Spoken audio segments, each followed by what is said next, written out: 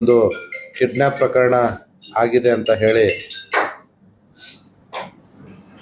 ದಾಖಲಾಗಿತ್ತು. ಒಂದು FIR ಅಪರಾಧ ಸಂಖ್ಯೆ 36/25ರಲ್ಲಿ. ಆ ಒಂದು ಪ್ರಕರಣದಲ್ಲಿ FIR ದಾಖಲಾದ 24 ಗಂಟೆ ಒಳಗಡೆ ನಮ್ಮ ಪೊಲೀಸರು ಅದರಲ್ಲಿ ವಿಕ್ಟಿಮ್ ಆಗಿರ್ತಕ್ಕಂಥ ಬಸವರಾಜ ಅಂಬಿಯನ್ನ ಅಪಹರಣ ಮಾಡಿರ್ತಕ್ಕಂಥ 4 ಜನ ಜೊತೆಗಾರರ ಜೊತೆ ರಕ್ಷಿಸುವಲ್ಲಿ ಯಶಸ್ವಿಯಾಗಿದ್ದರು. ಆ ಒಂದು ಪ್ರಕರಣದಲ್ಲಿ ನಾನು ಅವತ್ತೇ ಹೇಳಿರೋ ಹಾಗೆ ಮತ್ತೊಂದಿಷ್ಟು ಜನರು ಭಾಗಿಯಾಗಿರುವ ಒಂದು ಸಂಶಯ ನಮಗೆ ಮೇಲ್ನೋಟಕ್ಕೆ ವ್ಯಕ್ತವಾಗಿತ್ತು. ಇವರಿಗೆ ಮಾಹಿತಿಯನ್ನು ಕೊಟ್ಟಂಥವರು ಮತ್ತೆ ಪ್ರಥಮ ಬಾರಿಗೆ ಆ ವ್ಯಕ್ತಿಯನ್ನು ಅಪಹರಣ ಮಾಡಲಿಕ್ಕೆ ಕಾರಣರಾದ. ಸೊ ಆ ಒಂದು ನಮ್ಮ ಮುಂದುವರೆದ ತನಿಖೆಯಲ್ಲಿ ಮತ್ತೆ 3 ಜನರನ್ನ ನಾವು ಬಂಧಿಸಿದ್ದೀವಿ. ಅವ್ರನ್ನ ಈಗಾಗಲೇ ನ್ಯಾಯಾಂಗ ಬಂಧನಕ್ಕೆ ಒಪ್ಪಿಸಿದ್ದೀವಿ. ಈಗ ಹೊಸದಾಗಿ 3 ಜನ ನಾವು ಬಂಧಿಸ್ತಕ್ಕಂಥವರು ಪರಶುರಾಮ್ ಕಾಂಬ್ಳೆ, ಇವನು ಜಮಖಂಡಿ ತಾಲೂಕಿನವನು. ಯಲ್ಲೇಶ್ ವಾಲಿಕಾರ್ ಅಂತ ಹೇಳಿ ಯಮಕನಮರಡಿ ಅವನು. ಮತ್ತೆ ಶ್ರೀಮತಿ ಮಂಜುಳಾ ರಾಮಗಾನಟ್ಟಿ ಅಂತ ಹೇಳಿ ಇವಳು ಕೊಣ್ಣೂರಿನವಳು. ಈ ಮಂಜುಳಾನ ಮಗ ಈಶ್ವರ್ ಈಗಾಗಲೇ ನಮ್ಮ ಪ್ರಕರಣದಲ್ಲಿ ಈ ಮುಂಚೆ ಬಂಧಿತರಾಗಿದ್ದರು. ಅದೇ ರೀತಿಯಾಗಿ ಪರಶುರಾಮನ ಸಹೋದರ ಸಂಬಂಧಿಗಳಾಗಿರ್ತಕ್ಕಂಥ ಸಚಿನ್ ಮತ್ತು ರಮೇಶ್ ಕೂಡ ಈಗಾಗಲೇ 19ನೇ ತಾರೀಕಿಗೆ ನಾವು ಬಂಧನಕ್ಕೆ ಒಳಪಡಿಸಿದ್ವಿ. ಈ ಯಲ್ಲೇಶ್ ವಾಲಿಕಾರನ್ ಅಂತವನು ಮತ್ತೊಬ್ಬ ಪ್ರಮುಖ ವ್ಯಕ್ತಿ. ಈ ಯಲ್ಲೇಶ್ ವಾಲಿಕಾರ್ ಮತ್ತೊಂದಿಷ್ಟು ಜನರ ಜೊತೆ ಅಲಾಂಗ್ ವಿತ್ ಈಶ್ವರ್ ಪ್ರಪ್ರಥಮ ಬಾರಿಗೆ ಈ ಬಸವರಾಜ ಅಂಬಿಯನ್ನ ಕಿಡ್ನಾಪ್ ಮಾಡಿರ್ತಕ್ಕಂಥದ್ದು ನಮ್ಮ ದಂಡಾಪುರದ ಹತ್ರ ಘಟಪ್ರಭಾ ಪೊಲೀಸ್ ಠಾಣೆ ವ್ಯಾಪ್ತಿಯಲ್ಲಿ. ಈ ಪ್ರಕರಣ ಮೊದಲು ಕಿಡ್ನಾಪ್ ಮಾಡಿದ ನಂತರ ಈ ಯಲ್ಲೇಶ್ ಮತ್ತು ಅವನ ಸಂಘಟಕರು ಅಲಾಂಗ್ ವಿತ್ ಈಶ್ವರ್ ದುಡ್ಡು ವಸೂಲಿ ಮಾಡಲಿಕ್ಕೆ ಪ್ರಯತ್ನ ಮಾಡ್ತಾರೆ. ಯಾವಾಗ 3 ದಿವಸ ಆದರೂ ಕೂಡ ಅವರಿಗೆ ದುಡ್ಡು ಸಿಗಲ್ವೋ ಆವಾಗ ಈ ಯಲ್ಲೇಶ್ ಮತ್ತೆ ಅವನ ಜೊತೆ ಇನ್ನೊಬ್ಬ ಸಂಘಟಕ ಇರ್ತಾನೆ, ಅವನು ಅಲ್ಲಿಂದ ಅವನ್ನ ಅಲ್ಲೇ ಬಿಟ್ಟು ಅವನ ಮೈ ಮೇಲಿರ್ತಕ್ಕಂಥ ಆಭರಣಗಳು, ಬಸವರಾಜ ಅಂಬಿ ಮೈ ಮೇಲೆ ಇರ್ತಕ್ಕಂಥ ಆಭರಣಗಳನ್ನ, ಒಂದು ಬಂಗಾರದ ಚೈನು ಮತ್ತು ರಿಂಗ್ ಇರುತ್ತೆ, ಅದನ್ನು ದೋಚ್ಕೊಂಡ್ಬಿಟ್ಟು ಅಲ್ಲಿಂದ ಹೊರಟೋಗ್ಬಿಡ್ತಾರೆ. ಸೊ ಅಪಹರಣಕ್ಕೆ ಒಳಗಾದಂಥ ಸಂತ್ರಸ್ತ ಆಗಿರ್ತಕ್ಕಂಥ ಬಸವರಾಜ ಅಂಬಿ ಆ ಈಶ್ವರ್ ಮತ್ತು ರಾಘವೇಂದ್ರನ ಹತ್ರ ಉಳ್ಕೊಂಡ್ಬಿಡ್ತಾರೆ. ಆಮೇಲೆ ಈ ಈಶ್ವರ್ನ ತಾಯಿ ಆಗಿರ್ತಕ್ಕಂಥ ಮಂಜುಳಾ ಅವಳು ತನ್ನ ಪರಿಚಯದಲ್ಲಿ ಇರ್ತಕ್ಕಂಥ ಪರಶುರಾಮ್ ಕಾಂಬ್ಳೆಗೆ ಕರೆ ಮಾಡಿಬಿಟ್ಟು, ಈ ರೀತಿ ಒಬ್ಬ ವ್ಯಕ್ತಿಯನ್ನ ನನ್ನ ಮಗ ಕರ್ಕೊಂಡ್ಬರ್ತಾ ಇದ್ದಾನೆ, ಆ ವ್ಯಕ್ತಿ ನನಗೆ ಸುಮಾರು ದುಡ್ಡು ಕೊಡಬೇಕು, ಅವನಿಂದ ವಸೂಲಿ ಮಾಡಬೇಕು, ಹಾಗಾಗಿ ನನ್ನ ಹತ್ರ ಕರ್ಕೊಂಡ್ಬರ್ತಾ ಇದ್ದೀವಿ, ಅವನಿಗೆ ನೀನು ಸಹಾಯ ಮಾಡಿದ್ರೆ ನಿನಗೂ ಕೂಡ ಒಂದಿಷ್ಟು ದುಡ್ಡು ಕೊಡ್ತೀವಿ ಅಂತ ಹೇಳ್ತಾರೆ. ಸೊ ಆ 3ನೇ ದಿವಸದಿಂದ ಪರಶುರಾಮ್ ಕಾಂಬ್ಳೆ ಮತ್ತು ಇನ್ನಿಬ್ಬರು ಸಚಿನ್ ಮತ್ತು ರಮೇಶ್, ನಾವೇನು ಈಗಾಗಲೇ 19ನೇ ತಾರೀಕು ಬಂಧಿಸಿ ಜೈಲಿಗೆ ಕಳಿಸಿದ್ದೀವಿ, ಆ ಇಬ್ಬರನ್ನ ಪರಶುರಾಮ್ ಕಾಂಬ್ಳೆನೇ ಸ್ವತಃ ಕಳಿಸಿ ಕೊಡ್ತಾರೆ.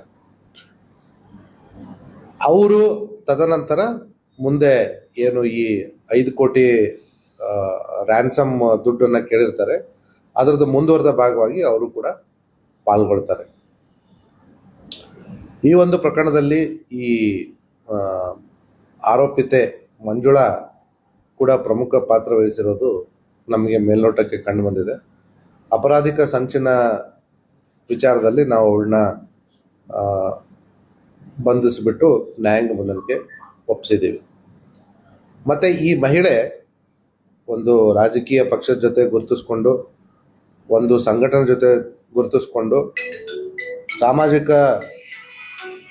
ಸೇವೆ ಹೆಸರಿನಲ್ಲಿ ಹಲವಾರು ಜನರಿಗೆ ಮೋಸ ಮಾಡಿರ್ತಕ್ಕಂಥದ್ದು ನಮಗೆ ಅಲ್ಲಿ ಇಲ್ಲಿ ಕೇಳಿ ಬರ್ತಾ ಇದೆ. ಇದೇ ವಿಚಾರವಾಗಿ ಮೊನ್ನೆ ದಿವಸ ಕುಲ್ಗೋಡಲ್ಲೂ ಕೂಡ ಆ ಮಹಿಳೆ ಮೇಲೆ ಒಂದು ಚೀಟಿಂಗ್ ಕೇಸು ದಾಖಲಾಗಿದೆ. ಇವಳು ಇಬ್ಬರು ವ್ಯಕ್ತಿಗಳ ಹತ್ರ ನಾನು ನಿಮಗೆ ಗೌರ್ಮೆಂಟ್ ಜಾಬ್ ಕೊಡಿಸ್ತೀನಿ ತಹಸೀಲ್ದಾರ್ ಆಫೀಸಲ್ಲಿ ಅಂತ ಹೇಳ್ಬಿಟ್ಟು ದುಡ್ಡು ತೆಗೆದುಕೊಂಡಿರೋದಂಥದ್ದು ಗೊತ್ತಾಗಿದೆ. ಮತ್ತು ಆ ಪ್ರಕರಣದಲ್ಲಿ ಕೂಡ ಇವಳು ಬೇಕಾಗಿದ್ಲು. ಈಗಾಗಲೇ ಕಿಡ್ನ್ಯಾಪ್ ಪ್ರಕರಣದಲ್ಲಿ ಈ ಮಹಿಳೆಯನ್ನ ಬಂಧಿಸ್ತಕ್ಕಂಥ ಘಟಪ್ರಭಾ ಪೊಲೀಸರು ಅವಳನ್ನ ನ್ಯಾಯಾಂಗ ಬಂಧನಕ್ಕೆ ಒಪ್ಪಿಸಿದ್ದಾರೆ. ಈಗ ನಮ್ಮ ಕುಲ್ಗೋಡ್ ವಂಚನೆ ಪ್ರಕರಣದಲ್ಲಿ ಕೂಡ ಅವಳನ್ನ ನಮ್ಮ ವಶಕ್ಕೆ ಪಡೆದುಕೊಂಡು ಮತ್ತೆ ನಮ್ಮ ತನಿಖೆಯನ್ನು ಆ ಪ್ರಕರಣದಲ್ಲೂ ಮುಂದುವರಿಸ್ತೀವಿ. ಈಗ ಸಾರ್ವಜನಿಕರ ಗಮನಕ್ಕೆ ಏನಂತಂದ್ರೆ, ಈ ರೀತಿ ಯಾರೋ ಸಾಮಾಜಿಕ ಸೇವೆ ಹೆಸರಲ್ಲಿ ರಾಜಕೀಯ ಪಕ್ಷದ ಜೊತೆ ಆಗಲಿ ಅಥವಾ ಸಂಘಟನೆಗಳ ಜೊತೆ ಆಗಲಿ ಗುರುತಿಸ್ಕೊಂಡವರು ಯಾವುದೇ ಸರ್ಕಾರಿ ಕೆಲಸ ಕೊಡಿಸ್ತೀನಿ ಅಂತಂದ್ರೆ ಅದು ಶುದ್ಧ ಸುಳ್ಳು, ಮತ್ತೆ ಅದು ವಂಚನೆಗೆ ಪ್ರಮುಖ ಕಾರಣ ಆಗುತ್ತೆ. ಯಾಕಂದ್ರೆ ಯಾವುದೇ ಒಂದು ಸರ್ಕಾರಿ ಕೆಲಸ ಸಿಗಬೇಕು ಅಂತಂದ್ರೆ ಅದಕ್ಕೆ ಅದರದೇ ಆದ ರೀತಿ ನೀತಿ ನಿಯಮಗಳಿದ್ದಾವೆ. ಇವತ್ತಿನ ದಿವಸ ಈ ಕಾಲಮಾನದಲ್ಲಿ ಯಾವುದೇ ಒಂದು ಕೆಲಸ, ಗೌರ್ಮೆಂಟ್ ಕೆಲಸ ವಿಶೇಷವಾಗಿ ಎಕ್ಸಾಮ್ ಇಲ್ಲದೆ ಮೆರಿಟ್ನ ಆಧಾರದ ಮೇಲೆ ಇಲ್ಲದೆ ಕೊಡಂಗಿಲ್ಲ. ಸೊ ಹಾಗಾಗಿ ಈ ರೀತಿ ಬೇರೆ ಬೇರೆ ಹೆಸರಿಂದ ವಂಚನೆ ಮಾಡ್ಲಿಕ್ಕೆ ಬರೋರ ಮೋಸದ ಮಾತಿಗೆ ಮರಳಾಗಬಾರ್ದು ಅಂತ ಮನವಿ ಮಾಡ್ತೇನೆ.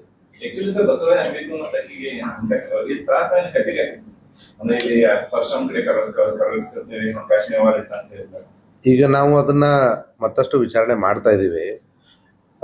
ಇರ್ಲೂಬಹುದು, ಇರ್ಲಿಕ್ಕೂ ಇಲ್ಲ. ಈ ಮಹಿಳೆ ಇದೆ ಅಂತ ಹೇಳ್ತಾಳೆ, ಅವನು ಅಪಹರಣಕ್ಕೆ ಒಳಗಾದ ವ್ಯಕ್ತಿ ಇಲ್ಲ ಅಂತ ಹೇಳ್ತಾನೆ.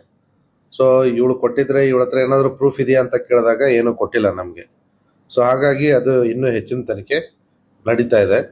ಈ ಪ್ರಕರಣದಲ್ಲಿ ಮತ್ತೊಂದಿಬ್ರು ಪಾಲ್ಗೊಂಡಿರೋದು ನಮಗೆ ಅಂದ್ರೆ ಈ ಎಲೆಕ್ಷನ್ ಜೊತೆ ಮತ್ತೊಂದಿಬ್ರು ಸಂಗಡಿಗರು ಇದ್ರು. ಸೊ ಅವ್ರನ್ನೂ ಕೂಡ ನಾವು ಬಂಧಿಸಬೇಕಾಗಿದೆ. ಅದು ಕೂಡ ನಮ್ಮ ಪೊಲೀಸರು ಮಾಡ್ತಾ ಇದ್ದಾರೆ. ಅವರ ಏನು ಹಣದ ವಿಚಾರ ಇತ್ತು ಅದನ್ನು ನಾವು ತನಿಖೆಯನ್ನು ಕೈಗೊಳ್ತಾ ಇದ್ದೀವಿ. ಅದ್ರ ಜೊತೆಗೆ ಇದ್ರೂ ಕೂಡ ಈ ರೀತಿ ಒಬ್ಬ ವ್ಯಕ್ತಿಯನ್ನ ಅಪಹರಣ ಮಾಡಿ ಅವನಿಂದ ದುಡ್ಡು ವಸೂಲಿ ಮಾಡಲಿಕ್ಕೆ ಅಪರಾಧಿಕ ಸಂಚು ನಡೆಸಿ ಅಪಹರಣ ಮಾಡೋದು ಕಾನೂನು ಪ್ರಕಾರ ಅಕ್ಷಮ್ಯ ಅಪರಾಧ.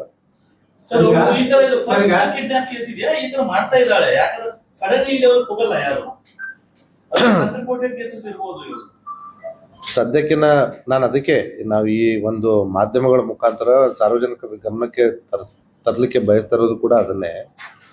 ಈ ರೀತಿ ಯಾರೇ ವ್ಯಕ್ತಿ ಇದ್ರು ಕೂಡ ಅವರು ನಿಮಗೆ ಮೋಸ ಆಗಲಿ ಈ ರೀತಿ ಅಕ್ರಮ ಮಾಡಿದ್ರೆ ದಯವಿಟ್ಟು ನಮ್ಮ ಪೊಲೀಸರಿಗೆ ಹೇಳಿದ್ರೆ ನಾವು ಅವ್ರ ಮೇಲೆ ಕ್ರಮ ತಗೊಳ್ತೀವಿ. ಅದು ನಾವು ಇಲ್ಲಿ ಹೇಳಲಿಕ್ಕೆ ಇಷ್ಟಪಡಲ್ಲ. ಸಂಘಟನೆ ಮತ್ತೆ ರಾಜಕೀಯ ಪಕ್ಷಕ್ಕೂ ಇದಕ್ಕೂ ಸಂಬಂಧ ಇಲ್ಲ. ಯಾಕಂದ್ರೆ ಇವ್ರು ಮಾಡಿರ್ತಕ್ಕಂಥದ್ದು ತಮ್ಮ ವೈಯಕ್ತಿಕ ನೆಲೆಗಟ್ಟಿನಲ್ಲಿ ಮತ್ತೆ ವೈಯಕ್ತಿಕ ವ್ಯವಹಾರ. ನಾನು ರಾಜಕೀಯ ಪಕ್ಷ ಅಂತ ಹೇಳಿದ್ದು ಯಾಕಂತಂದ್ರೆ ಜನರಿಗೆ, ಸಾರ್ವಜನಿಕರು ಈ ರೀತಿಯ ಜನರನ್ನ ನಂಬಬಾರದು ಅಂತ ಹೇಳಲಿಕ್ಕೆ, ಇದು ಒಂದು ಎಚ್ಚರಿಕೆ ಇರಲಿ ಅಂತ ಹೇಳಿ. ಇಲ್ಲಿ ಹೆಸರು ಇಲ್ಲ ಇಲ್ಲ ಇಲ್ಲ ನಾವು ಈ ಒಂದು ಪ್ರಕರಣದಲ್ಲಿ ನಾವು ಮುಂಚೆ ಕೂಡ ನಮ್ಮ ಪೊಲೀಸರಿಗೆ ಕ್ಲಿಯರ್ ಆಗಿ ಹೇಳಿದ್ವಿ, ಯಾರು ಅಪರಾಧಿಕ ಕೃತ್ಯ ನಡೆಸಿದಾರೆ ಅವ್ರನ್ನ ಅರೆಸ್ಟ್ ಮಾಡಲೇಬೇಕು ಅಂತ ಹೇಳಿ. ಅಲ್ಲ, ಈಗ ಅಕಸ್ಮಾತ್ ಅವ್ರೇನಾದ್ರು ನಮ್ಮ ಮೇಲೆ ಪ್ರಭಾವ ಬೀರಿದ್ರೆ ಅರೆಸ್ಟ್ ಆಗ್ತಾ ಇತ್ತಾ ಒಂದು. ಮತ್ತೆ ಇಂಥ ಪ್ರಕರಣಗಳಲ್ಲಿ ನಾವು ಯಾವುದೇ ಪೊಲೀಸರು ಯಾವುದೇ ಒಂದು ಪ್ರಭಾವ ಕೂಡ ಒಳಗಾಗ್ಲಿಕ್ಕೆ ನಾವು ಇಷ್ಟಪಡಲ್ಲ, ಮತ್ತೆ ಪ್ರಭಾವಕ್ಕೆ ಒಳಗೆ ಕೂಡ ಆಗಿಲ್ಲ, ಮತ್ತೆ ನಮ್ಮ ಮೇಲೆ ಪ್ರಭಾವ ಕೂಡ ಯಾರು ಬೀರಿಲ್ಲ.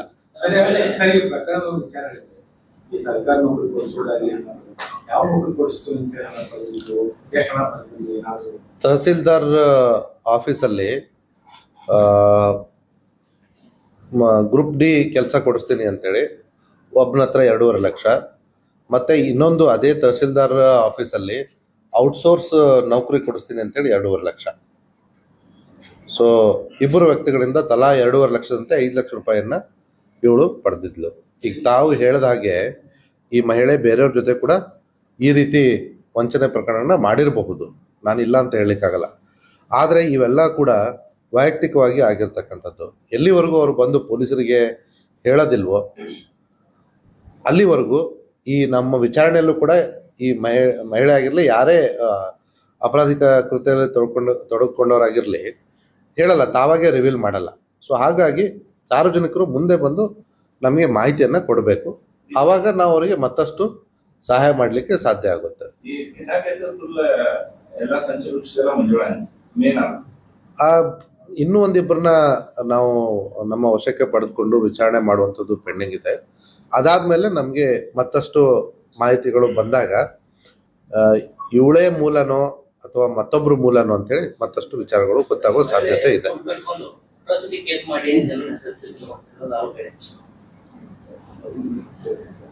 ತಾನು ದಲಿತ ಸಂಘಟನೆಗಳು ಅಂತ ಹೇಳಿ, ಸಾಮಾಜಿಕ ಸೇವಕಿ ಅಂತ ಹೇಳಿ ಮಾಡಿರೋದಂಥದ್ದು ನಮಗೆ ಗೊತ್ತಿದೆ.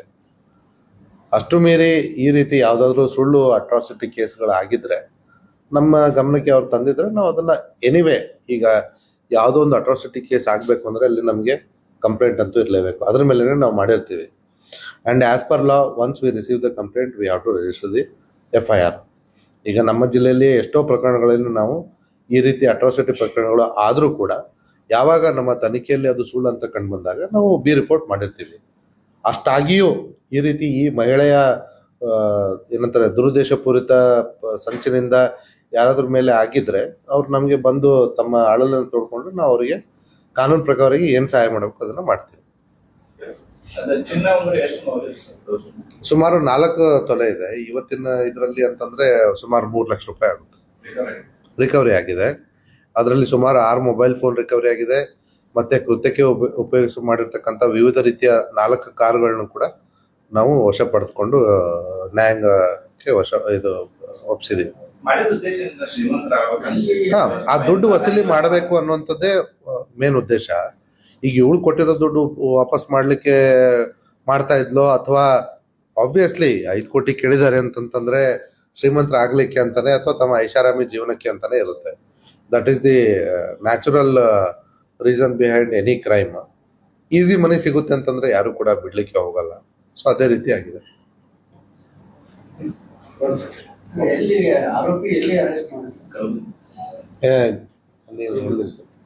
ಈ ಮಂಜುಳನ್ನ ನಾವು ಕಲಬುರ್ಗಿ ಅಲ್ಲಿ ತಲೆಮರೆಸ್ಕೊಂಡಿದ್ರು, ಅಲ್ಲಿಂದ ಬಂಧಿಸಿ ಕರ್ಕೊಂಡು ಬಂದಿದ್ವಿ. ಯಲ್ಲೇಶ್ ಬೆಂಗಳೂರು, ಯಲ್ಲೇಶ್ ವಾಲಿಕಾರು ಹುಬ್ಳಿ, ಅಲ್ಲಿಂದ. ಸದ್ಯಕ್ಕೆ 7 ಜನ. 4 ಜನ ನಾವು 19ನೇ ತಾರೀಕಿಗೆ ಬಂಧ ಮಾಡಿಬಿಟ್ಟು ನಮ್ಮ ಪ್ರೆಸ್ ಮೀಟ್ ಅಲ್ಲಿ ಹೇಳಿದ್ವಿ. ಮತ್ತೆ ಇವಾಗ 3 ಜನ, ಒಟ್ಟು 7 ಜನ. ಮೊನ್ನೆ ನಿನ್ನೆ ನಾವು ನ್ಯಾಯಾಂಗ ಬಂಧನಕ್ಕೆ ಒಪ್ಪಿಸಿದ್ವಿ.